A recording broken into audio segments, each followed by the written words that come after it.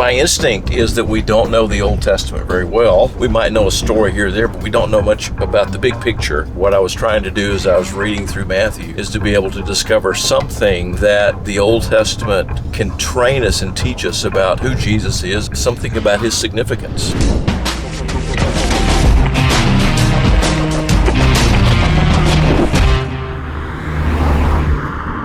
All right, here we go. David Capes, welcome to the Talbotron 3000. We're actually on the grounds of the Lanier Theological Library. It's like we're in Oxford and a fairyland all combined into one place. Tell us about it. Well, we've got a chapel here that's a 5th century Byzantine chapel. We've got a library that is modeled after libraries in Oxford, and we've got an English village that we're coming up to here in just a second.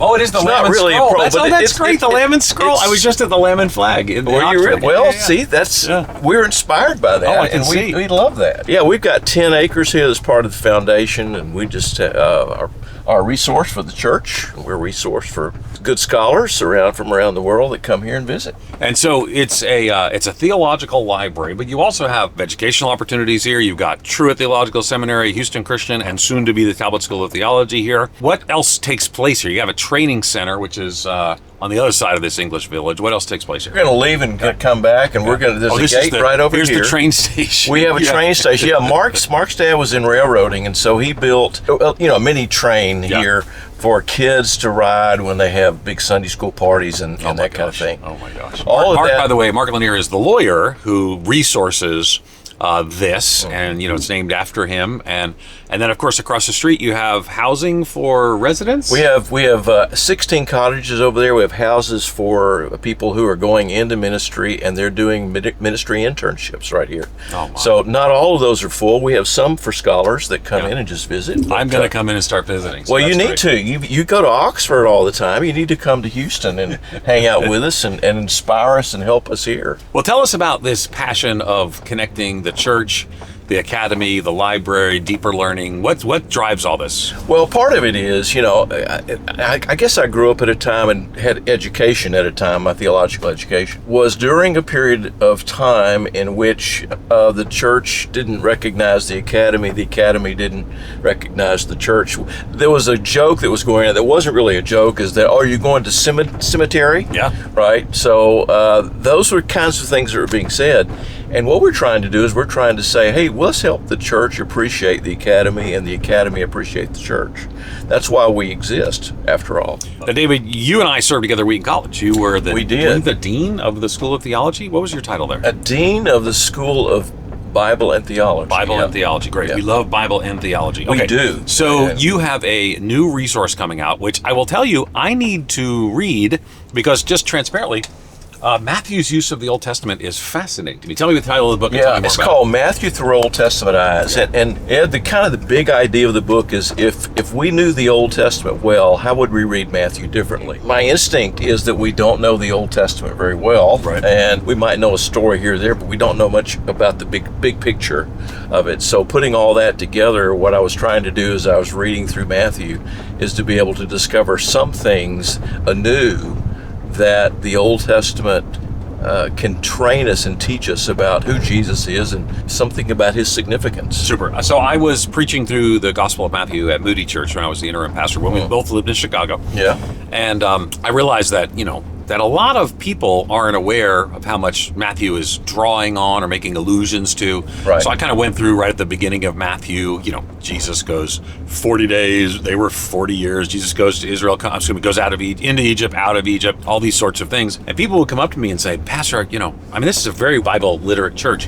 Pastor, I didn't realize that this was so much. You can go through so many chapters. So clearly, to read Matthew, you need to understand the Old Testament well. Matthew's writing to that Jewish audience, Christian audience, Jewish audience. What things and ways should we see through Old Testament eyes as we look at the Gospel of Matthew? Well, there's all sorts of connections that I discussed. I knew some of the things. Right. Some of them are like, I should say what I told on the surface. What I told the people at Moody Church is that, was not me being smart. That's like a regular Bible commentary tells them what I just exactly. Well, what else did you see? Well, what else I saw was that how often the Elijah and the Elisha narrative sort of parallel. Interesting. What Jesus is up to and what Jesus is doing in the gospel. That to me was fascinating. And even just when you start the book, a book of the, and I think this is a bad translation, book of the genealogy of Jesus. I don't think that's what Genesios means. Genesios is the word Genesis. This is a book about the origins of Jesus, the Messiah. Sure. And it's about how Jesus gets started. Yes, there's a genealogy there, but I think what Matthew's signaling is that what we have in the story of Jesus is a new creation. Nice. Okay. Is a new Genesis. Yeah. And here is the new Genesis, and we are at the turning point of where this actually starts. So in the beginning. In the beginning, beginning, in the story of Jesus, he is the new and better, and more. Okay, I did talk about the in the beginning thing. Right. I think that's a more widely known by scholars. It is now. It wasn't really appreciated until a few years back. Oh, really? I didn't know that. Okay. Yeah, okay. So tell me more about the Elisha thing, because that's not something that's as familiar. Well, when you think about the idea of what a prophet is and what a prophet does, I mean, it's clearly not trying to say that Elijah and Elisha are divine in any way, except that they were working for and they were speaking for God. But a number of the miracles that happen in the story of Elijah and Elisha are paralleled in the story of Jesus. And I think that people who read this would have said, Jesus raised that child just like Elijah raised this one. Oh, interesting. Okay. And they've already read these things in the Hebrew Bible. They see the story of Elijah and the story of Jesus coming together in just an amazing way that they would have recognized, but we don't. Interesting. So Matthew, I mean, obviously we see the Moses connections. Yeah, we Moses see connections. the Israel connections. Yes. And so you're also saying there's an Elijah connection. Elisha connection as well. Okay. Are there things as well we see from the Old Testament? Yeah, I think there's a lot of parallels that we see in the Psalms, things that are happening in the Psalms. Some of those are more obvious than others, but I think there are some things that are very subtle under the surface that Matthew wants to signal to his readers, who on a regular basis sing the Psalms, chant the Psalms in the temple and other places. So what made you decide to dig on this particular topic? I was a New Testament guy, but my secondary degree was in Old Testament. Yeah, I didn't know that. Okay. I just knew you used New Testament. No. Okay. So I have been reading Paul through Old Testament eyes for a long time. Right. In fact, which my is first really a few books, newer focus, and you helped to frame some of that. You're a leading scholar in this space. Well, I tried to be.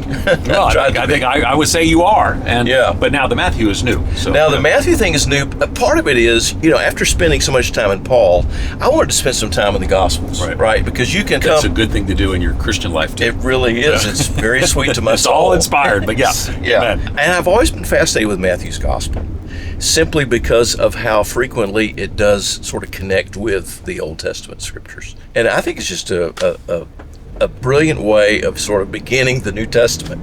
Mark's the shortest gospel. You might expect, well, it should be the first one. But in fact, the church in the very beginning, they put Matthew up there first. Right, even in the canonical order. I mean, right? It is the order that we have it. Matthew is in the beginning, and it lays out the beginning. Okay, so let's expand into some of your Pauline roots in the Old Testament and more, or in the Hebrew context. So why is that important? Because modern evangelicals, they just kind of read Paul as Paul. We're not reading the world of the text or the world behind the text. Tell us more about that. Well, I mean, Paul often quotes the Old Testament. People have been looking at that. In fact, my doctor father, Earl Ellis, was one of the first people who wrote about that in 1957 in his book, Paul's Use of the Old Testament. Which is a landmark work. It's a classic work. So he was my doctor father, so he inspired me to, let's think about Christology. Let's think about the significance of Jesus and the ideas associated with him in relationship to these Old Testament texts. So that's what I started doing, and I was fascinated by the use of the divine name, in particular, the use of the divine name in the Old Testament, and then how Paul references Jesus with some of those same texts that talk about the divine name. There was nothing holier than the divine name. I mean, except the Holy of Holies in Jerusalem. That was holier, but you were not even permitted, according to Jewish law at the time of Jesus and Paul, to say the divine name, much less write it. And there were substitute ways of referring to it. And yet what Paul does is he takes the language like the bowing of the knee, the confessing and saying that Jesus is Lord, taking that language and now out of the Old Testament and applying that to Jesus. I found that fascinating. So why is that theologically important? Back in the 50s or 60s there was a thing called the myth of God incarnate. And so the idea of the incarnation was being criticized by scholars, it was being taken lightly, and more I see evangelicals sort of setting aside the divinity of Jesus for maybe other ways of thinking about him. So I was concerned to say, well, let's take a look at what the earliest texts say about Jesus, say about his significance. Jimmy Dunn had written a book that talked about, well, it's only later that you get a divine Christ. It's 60, 70 years after the death of Jesus. But then I started reading other scholars and looking at other things and said, no, within 3 to 4, 5 years, you have a full definition for the divinity of Jesus. Well, how can I show that in the text? And here Paul was quoting Old Testament, alluding to Old Testament text, referring to the divine name, and now transferring that over to Jesus. I found that to be a fascinating. Transferring that over and transferring those texts. Right. The language around, like every knee will bow, the language around what would be around the divine name is now around the risen Christ. It's now around the risen Jesus. And that changes our understanding early about, rather than this later view of the divinity of Christ. Right. Rather than it happening in the time of John in, let's say, AD 90, we can document it back probably to the 40s or at least the 50s.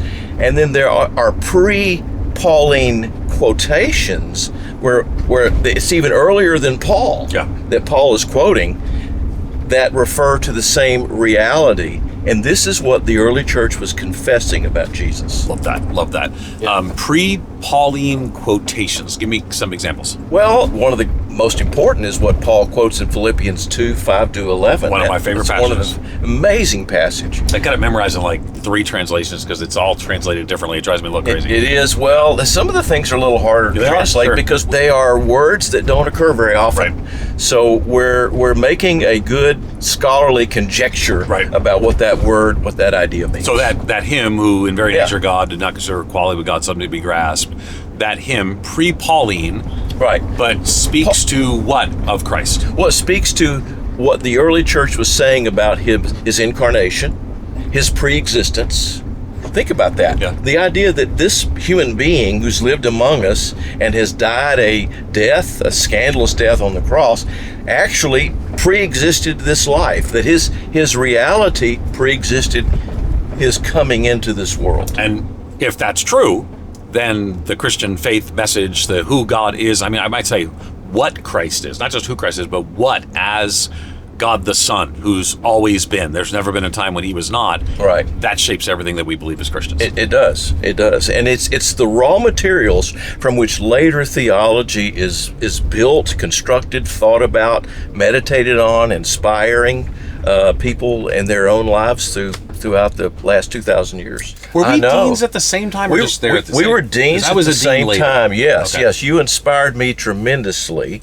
And you left. And I left. Well, I wish I didn't have to. Yeah, there was a lot. Yeah. There was a lot happening. Just so we're clear, that was not a lot about Wheaton College and David's personal life with his son. So my son's passing, death, and cancer and passing. Yeah. I just wonder on that. The point of all the pain you walk through and all the difficulty, what does it give you to continue this scholarship in the midst of all the challenge you guys have walked through? Well, one of the things that's hard to do after you've had a family tragedy like we had with the death of my son and the way it all transpired is you find Christian community hard. Mm-hmm. Because you walk into church and it's all, everybody wants to be happy in Jesus. Yep. But just man, you're crushed. Happy. Yeah. You're crushed. Yep. And 1/3 of the Psalms are laments. Oh, yeah. When you think about that. Yeah. And there's studies that show that on any given Sunday, that about 1/3 of the people that walk into church have had a very rough week. Now, some people have had rough weeks like, they've had trouble at work. Right. Other people maybe have lost a child or lost a parent, and they're just crushed. I was in church behind some people the other day, and it was Father's Day, and they just wept the whole service. I found out afterwards that her dad had just recently died. Yeah. So when that happens, we had a hard time, honestly, because it's all about being happy in Jesus. And we needed some time to sort of find some refuge. Sit in the grief. That. Yeah. Yeah, sit in the grief and sit in anonymity. Yeah. You know, you can't be leading too quickly after something like that. So that's been a part of our story, and we're still, you know, in the grips of it, working through it. But scholarship has been a way of me expressing and developing and digging deeper into what I believe and what is really precious to us. I'm thankful for you, David Capes. Well, and you, my friend. I look forward to kind of keeping the connection going. Joe, you're on the other coast now. True, but you know, we're going to be offering classes here at the and I hope you come and maybe teach one. I will do one. I will come and teach. We've already had a couple of great events here, and so can I stay in one of these cool houses if I come? We're going to put you in our best cottage. I'm going to do it. All right. It's been a good journey. Excellent. All right, thanks for joining us.